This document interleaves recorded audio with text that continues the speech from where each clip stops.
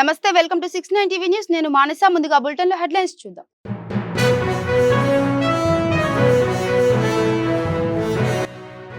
పూర్తి పారదర్శకంగా కుల సర్వేను పూర్తి చేశామన్న తెలంగాణ సీఎం. ఏ రాష్ట్రంలో లెక్కలు తేల్చాలన్నా మన రాష్ట్రాన్ని ఆదర్శంగా తీసుకోవాలన్న రేవంత్ రెడ్డి.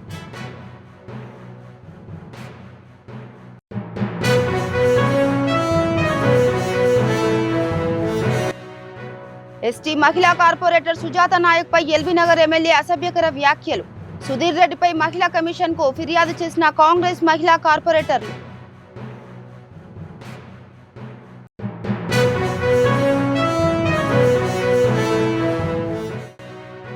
తన చారిటీ ఆస్తులు కొట్టేయాలని కూటమి పెద్దలు ప్రయత్నిస్తున్నారు.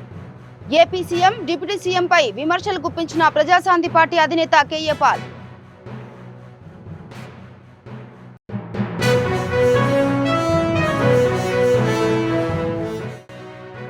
అటవీ సంపదను కార్పొరేట్ కంపెనీలకు కట్టబెట్టేందుకే కేంద్ర ప్రభుత్వ ప్రయత్నం.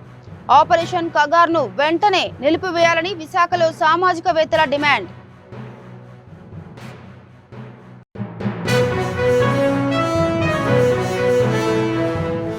రైట్, ఇక డీటెయిల్స్ కెళ్తే బీసీ రిజర్వేషన్ బిల్లును అసెంబ్లీలో ఆమోదింపజేసినందుకు ముఖ్యమంత్రి రేవంత్ రెడ్డిని పలువురు బీసీ నేతలు సత్కరించారు. ఈ సందర్భంగా సీఎం మాట్లాడుతూ, ఈ అభినందనలు నాకు కాదు, రాహుల్ గాంధీకి అందించాలన్నారు. భారత్ జోడో యాత్ర సందర్భంగా అధికారంలోకి వచ్చిన రాష్ట్రాల్లో కులగణన నిర్వహిస్తామని రాహుల్ గాంధీ స్పష్టంగా చెప్పారని, ఇచ్చిన మాట ప్రకారం రాష్ట్రంలో కుల సర్వే నిర్వహించామన్నారు. పూర్తి పారదర్శకంగా కుల సర్వేను పూర్తి చేశామన్న సీఎం, దేశంలో ఏ రాష్ట్రంలో లెక్కలు తేల్చాలన్నా మన రాష్ట్రాన్ని ఆదర్శంగా తీసుకోవాలనేదే మా ఆలోచన అన్నారు.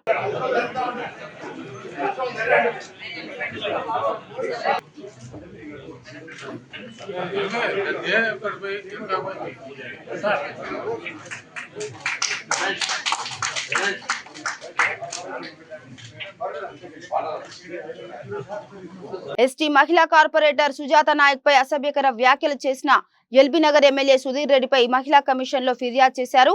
GHMC floor leader Darpalli Rajasekhar Reddy ఆధ్వర్యంలో మహిళా కమిషన్ చైర్పర్సన్ నేరెళ్ల శారదను కలిసి బీఆర్ఎస్ ఎమ్మెల్యే సుధీర్ రెడ్డిపై కాంగ్రెస్ కార్పొరేటర్లు ఫిర్యాదు చేశారు. మహిళా కార్పొరేటర్ సుజాత నాయక్ మధు యాష్కితో హనీమూన్ కి వెళ్లారని, ఎమ్మెల్యే చేసిన వ్యాఖ్యలను మహిళా కమిషన్ సీరియస్ గా తీసుకున్నారు. కమిషన్ ముందు హాజరు కావాలంటూ సుధీర్ రెడ్డికి మహిళా కమిషన్ సమన్లు జారీ చేసింది. రాజ్యాంగబద్ధమైన పదవిలో ఉన్న మహిళా కార్పొరేటర్ పై ఇలాంటి వ్యాఖ్యలు చేయటం అంటే మహిళా లోకాన్ని అగౌరవపరచడమే అంటూ మహిళా కమిషన్ ఆగ్రహం వ్యక్తం చేసింది. మహిళా కమిషన్ ముందు కార్పొరేటర్ బాను సుజాత నాయక్ బోర్న విలపించారు. నేను ఒక హస్తినాపురం కార్పొరేటర్, గిరిజన మహిళలు, నేను ఒక ట్రైబల్ ఉమెన్. నేను గెలిచినప్పటి నుంచి నాకు నానా విధాలుగా హింసిస్తూ, నన్ను ప్రోటోకాల్ గా ఇబ్బంది పెడుతూ, నన్ను ప్రతి అడుగులో నన్ను హింస పెట్టుకుంటూ, నన్ను ఇవాళ నిన్న మాట్లాడిండు. హనీమూన్ అనే పదానికి నాకైతే అర్థం తెలియదు. మరి ఒక భార్య భర్తలు చేసిన వాడికి వేరే వాళ్ళతో అంటగట్టి నన్ను కించపరిచేలా చేసావు. అదే నీ ఇంట్లో నీ కోడలు ఉంది, నీ భార్య ఉంది, మరి రాజకీయ 30 సంవత్సరాల నుండి ఎవరెవరితో హనీమూన్ చేస్తే నువ్వు ఎమ్మెల్యే పదవిలో ఉన్నావు సుధీర్ రెడ్డి. నీ పదవి కావాలి అని వేల కోట్లు లక్షల కోట్లు ఎక్కడి నుంచి సంపాదించుకున్నావు?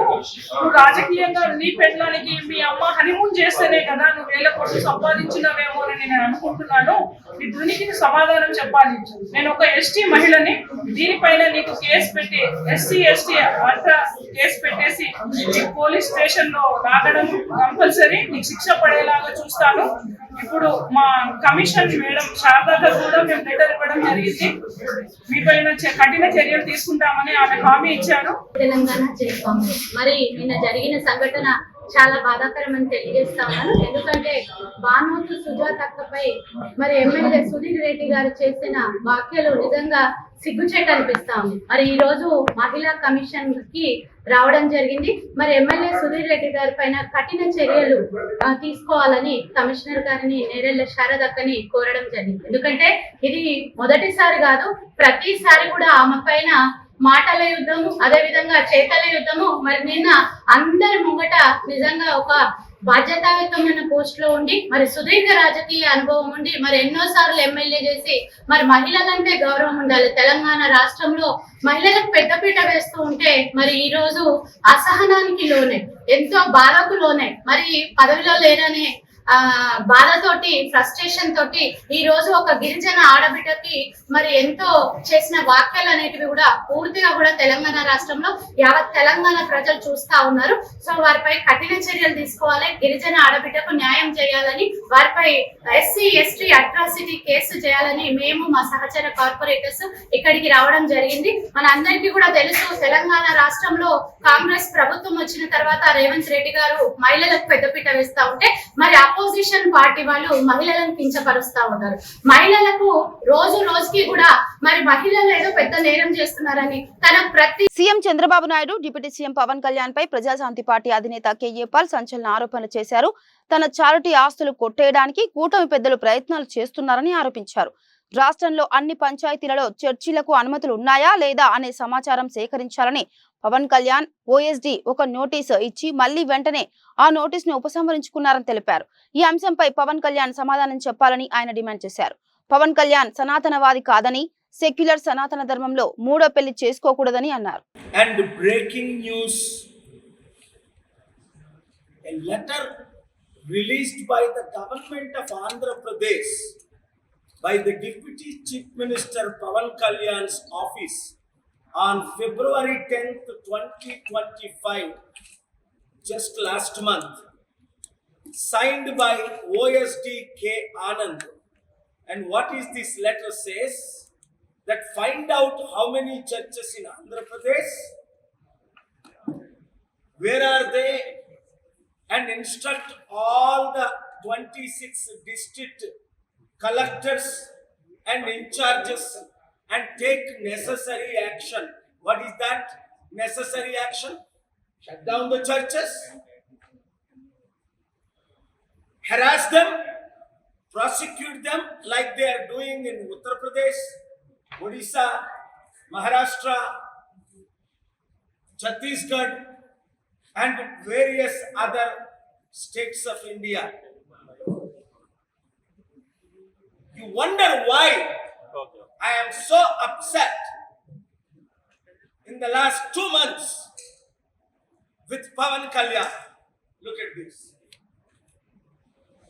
He is creating fight between peace-loving Hindus, peace-loving Christians, and peace-loving Muslims. And then on March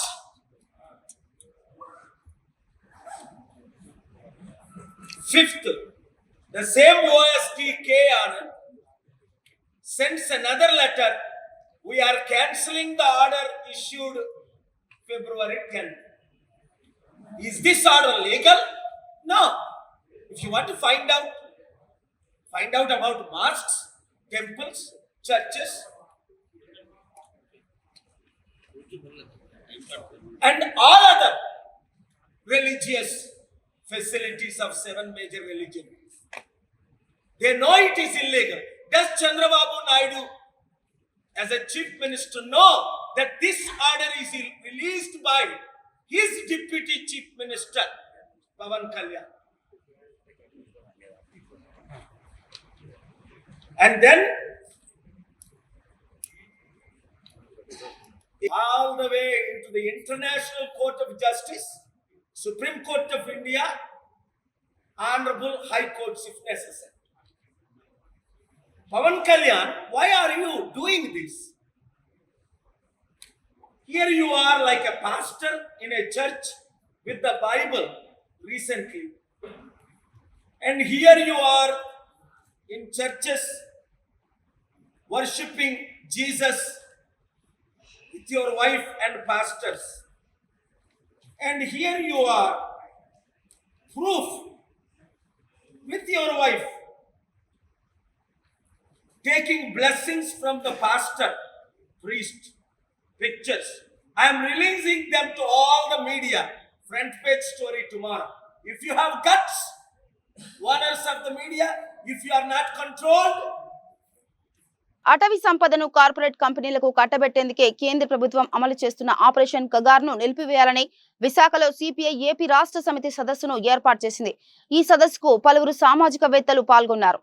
దేశంలోని విశాల అటవీ ప్రాంతాల్ని, అడవిలోని విలువైన ఖనిజ సంపదను బడా కార్పొరేట్ కంపెనీలకు కట్టబెట్టేందుకే ఆపరేషన్ కగార్ను కేంద్ర ప్రభుత్వం చేపట్టిందని, మావోయిస్టుల ఏరివేత పేరుతో తీవ్ర నిర్బంధం ప్రయోగించి ఆదివాసీలపై సైనిక బలగాలను ఉపయోగించి ప్రత్యక్ష యుద్ధం సాగిస్తుందని విమర్శించారు.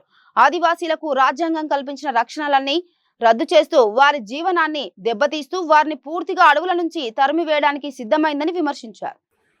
గతంలో శ్రీకాకుళ గిరిజన రైతాంగ పోరాటం మీద కూడా ఆనాటి హోంమంత్రి గారు ఇదే రకమైనటువంటి ప్రకటన చేశారు. జరుగుతూ ఉన్నాయి, దానికి నేపథ్యం ఏంటి, వాటి వెనక ఉన్నటువంటి లక్ష్యాలు ఏమిటి అనేది ఏ రోజు ప్రభుత్వాలు, పాలక వర్గాలు ఆ వైపు ఆలోచన చేయకుండా అంతసేపు ప్రజా ఉద్యమాలు, శాంతి భద్రతల నేపథ్యం నుంచే చూసి వాటిని అణచడానికి చాలా తీవ్రంగా ప్రయత్నం చేస్తున్నారు. కానీ అంత తీవ్రంగా ప్రయత్నం చేసినా ఇంకో ఏదో ఒక రూపంలో తిరిగి ప్రజా ఆగ్రహం ఎక్కడో దగ్గర బయటపడుతున్నటువంటి పరిస్థితి నేపథ్యాన్ని మనం చూడొచ్చు. శ్రీకాకుళం ఉద్యమం తర్వాత ఆనాడు హోంమంత్రి గారు చేసినటువంటి ప్రకటన ఏ విధంగా అది అమలు కాలేదు, సాధ్యం కాలేదు, ప్రభుత్వాలకి, పాలక వర్గానికి సాధ్యం కాలేదు. ఇప్పుడు కేంద్ర హోంమంత్రి గారు కూడా అదే రకమైనటువంటి ప్రకటన చేశారు.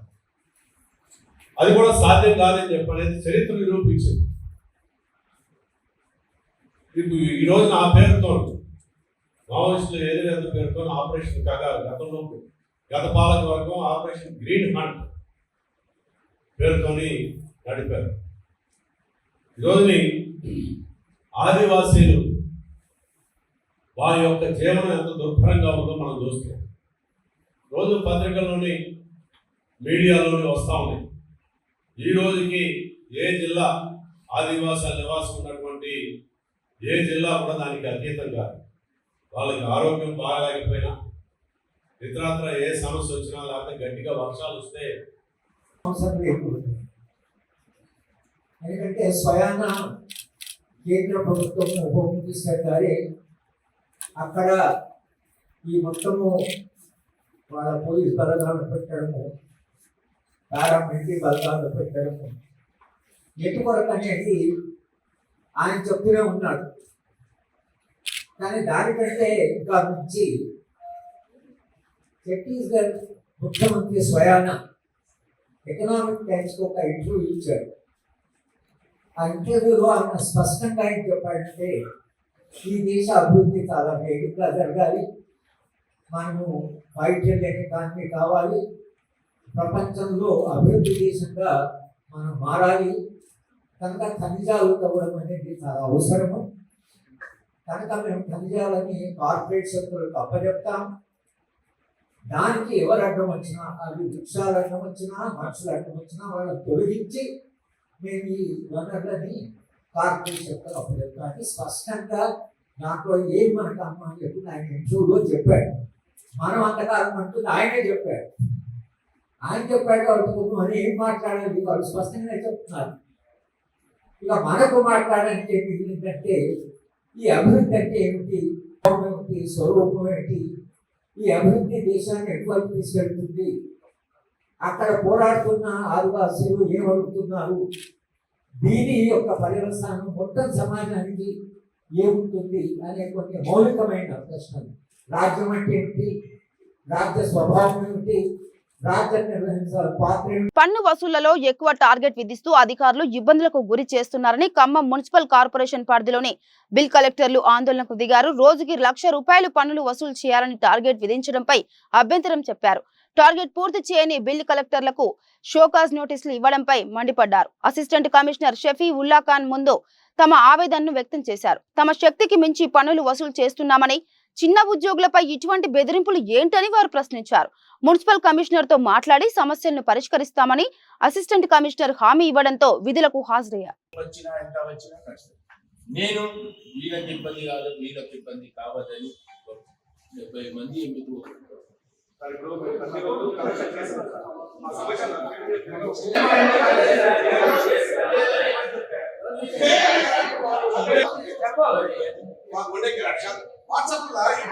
ఎట్టి చాకరీ చేయించుకున్నాను సార్. ఈ బిల్ కలెక్టర్ అనే బిల్ మా పని మనం చేసుకుంటే వస్తాం సార్. నా పేరు వస్తాం సార్. మా సమస్యలో ఇప్పుడు ఆల్రెడీ ఆడపిల్లలు చూడకుండా వాళ్ళకి సోడా ఇచ్చారు, తర్వాత మాకు ఇచ్చారు, తర్వాత ఇక్కడ 1 day శాలరీ ఉంటారు. మేము కలెక్షన్ చేస్తూనే ఉన్నాం. ప్రతిరోజు 6 గంటలు 7 గంటలు పోతున్నాం సార్. సాయంత్రం 7:30 వరకు మేము ఫీల్డ్ మీద ఉంటారు. అవునా? స్టాట్యూటరీ డ్యూటీ నీ కలెక్షన్ నాకు కూడా ఇచ్చింది షో కాదు. నేనేం చెప్పాలా? నేను పని చేస్తే ఇచ్చింది. నేనేం చెప్పాలా? నేను ఇక్కడ 12 గంటల ఉండి మా తమ్ముడికి వెళ్తాడని నేను వెళ్ళాను. ఇమీడియట్లీ వెళ్ళి బస్సులో కూర్చొని మెసేజ్ పెట్టాను. ఆయన సొంతం ఇచ్చింది. ఇక హైదరాబాద్ ఉస్మానియా విశ్వవిద్యాలయంలో విద్యార్థులు రాస్తారోకో చేయడంతో పోలీసులు ఓయూకు వెళ్లే రహదారులను బంద్ చేశారు. ఓయూ టెక్నాలజీ హాస్టల్ బాత్రూం పైకప్పు పెచ్చులు మీద పడి ఒక విద్యార్థినికి స్వల్ప గాయాలయ్యాయని ఆందోళనకు దిగారు. తమకు భద్రత కల్పించాలని విద్యార్థులు డిమాండ్ చేశారు. గతంలో ఎన్నోసార్లు అధికారులకు విన్నవించినా పట్టించుకోలేదని ఆవేదన వ్యక్తం చేస్తున్నారు. బాత్రూంలకు వెళ్లాలంటేనే భయమేస్తుందని వెంటనే అధికారులు హాస్టల్ మరమ్మతులు చేయాలని డిమాండ్ చేశారు.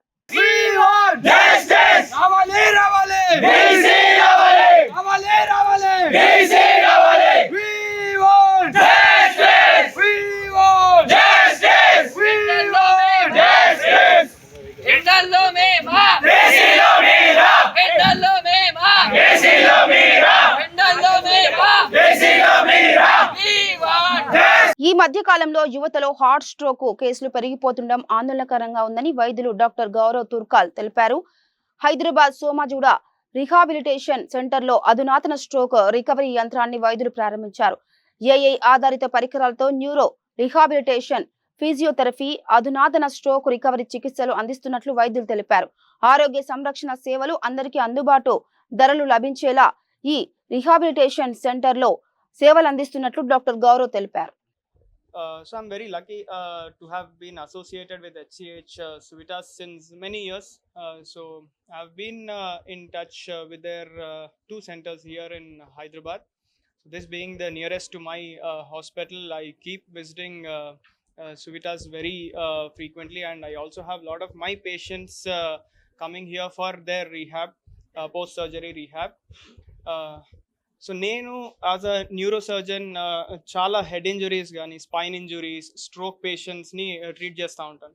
సో మై రోల్ అంటే నా role is to bring them out of life threatening emergency. So నా దగ్గరకు వచ్చేటప్పుడు చాలామంది ఎమర్జెన్సీ సిచ్యువేషన్స్లో, లైఫ్ థ్రెటనింగ్ కండిషన్స్లో వస్తారు. సో యాజ్ ఎ సర్జన్ నేను వాళ్ళని ఆ పాయింట్ ఆఫ్ టైంలో ప్రాణాపాయం నుంచి బయటకు తీసుకురాగలుగుతాను and they will be fine. కానీ తర్వాత వాళ్ళకి మళ్ళీ రొటీన్ లైఫ్ లోకి వెళ్ళటానికి రీహాబ్ అనేది ఎంత ఇంపార్టెంట్. సో మనకి ఇప్పుడు హాస్పిటల్స్లో 1 వారం లేదా 2 వారాలు వాళ్ళకి సరిపోతుంది. తర్వాత they need a change of place. Which flow is there? Even this therapy area, what we are saying, right? If you look at it, there is a flow. Every equipment, there is a design. Where you start from a very sick, bedridden case, as you move, you improve strength, you recover, you start to move. There we'll be entering all the details of the patient and also what exercise he is to perform and which joint we are performing and which side we are performing. You can also adjust the modes in it, and we can also adjust the resistance based on the existing strength of the patient. We know, right, where we are targeting for that patient, we'll be increasing the resistance so that he'll be performing accordingly. The advantage here is he'll be focused into the activity that is shown in the tab, so that will give him a feedback of more engaging kind of thing. After one of the advantages that helps in neuroplasticity, which is the crux of recovery. So now he support with the movement of his legs, the platform will move and he has to direct those white balls to the platform. భిక్షాటన రహిత సమాజ నిర్మాణం కోసం ప్రభుత్వ, private, స్వచ్ఛంద సంస్థలు ముందుకు రావాల్సిన అవసరం ఉందని ఎమ్మెల్యే రాజేష్ రెడ్డి పిలుపునిచ్చారు. హైదరాబాద్ ప్రసాద్ ల్యాబ్స్ లో స్ఫూర్తి విజేత విద్యా సంస్థల ఆధ్వర్యంలో ధర్మయుగం పేరుతో రూపొందించిన లఘు చిత్రాన్ని ఆయన లాంచ్ చేశారు. సంగీత దర్శకులు శ్రీనివాస్ సామాజిక బాధ్యతలు చాటుకునేలా ఈ పాటను రూపొందించారు. బెగ్గర్ ఫ్రీ సిటీగా మార్చేందుకు తమ వంతు కృషిగా పాటను రూపొందించామని సుధీర్ వర్మ తెలిపారు. అనంతరం సామాజిక సేవా రంగాల్లో సేవలందిస్తున్న పలువురు ప్రముఖులను ఘనంగా సన్మానించారు.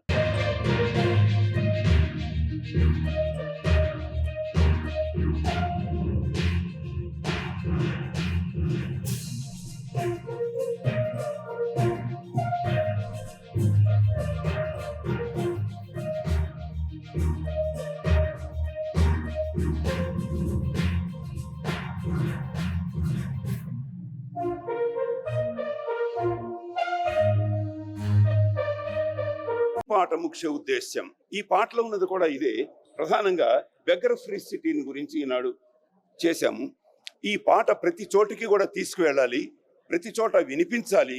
వినిపించి ప్రతి చోట ఉన్నటువంటి యొక్క స్థానికుల సహాయ సహకారాలు తీసుకొని వాళ్ళని అందరినీ కూడా ఒక చోటికి తీసుకొచ్చి ఎవరెవరికి ఎక్కడెక్కడ ఆశ్రయం కల్పించాల్సిన అవసరం ఉందో కనుక్కొని వాళ్ళకి సరైనటువంటి యొక్క ఆశ్రయం కనుక కల్పిస్తే ఈ బెగ్గర్ మనకు దూరం అయ్యేటువంటి యొక్క అవకాశం ఉంది. అంతేగాని వాళ్ళు అడుగుకుంటున్నారు కదా అని చెప్పి వాళ్ళకి మన చేతనైన సహాయం చేస్తూ ఉంటే వాళ్ళు బెగ్గర్స్గానే ఉండిపోతారు, కానీ వాళ్ళ యొక్క ఆ వృత్తిని మానుకునేటువంటి అవకాశం రాదు. అందుకని ఆ వృత్తి నుంచి వాళ్ళని దూరం చేసి వాళ్ళకి సరైనటువంటి యొక్క మార్గం, ఒక ఉన్నతమైనటువంటి యొక్క పరిస్థితి ఇది కల్పించేటువంటి యొక్క అవకాశం మనం చెయ్యాలి అని చెప్పి దీని యొక్క ప్రధాన ఉద్దేశం. ఇక బులెటిన్ ముగించే ముందు హెడ్లైన్స్ మరోసారి.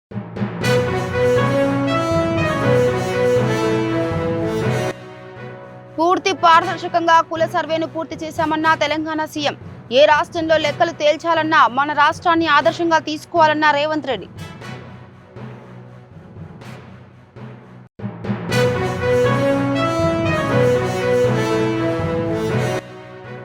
ఎస్టీ మహిళా కార్పొరేటర్ సుజాత నాయక్ పై ఎల్బీ నగర్ ఎమ్మెల్యే అసభ్యకర వ్యాఖ్యలు. సుధీర్ రెడ్డిపై మహిళా కమిషన్ కు ఫిర్యాదు చేసిన కాంగ్రెస్ మహిళా కార్పొరేటర్లు.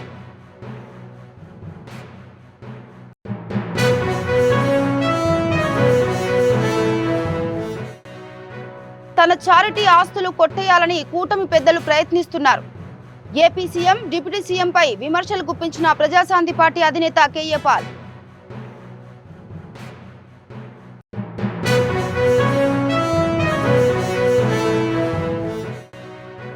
అటవీ సంపదను కార్పొరేట్ కంపెనీలకు కట్టబెట్టేందుకే కేంద్ర ప్రభుత్వ ప్రయత్నం. ఆపరేషన్ కగార్ను వెంటనే నిలిపివేయాలని విశాఖలో సామాజికవేత్తల డిమాండ్.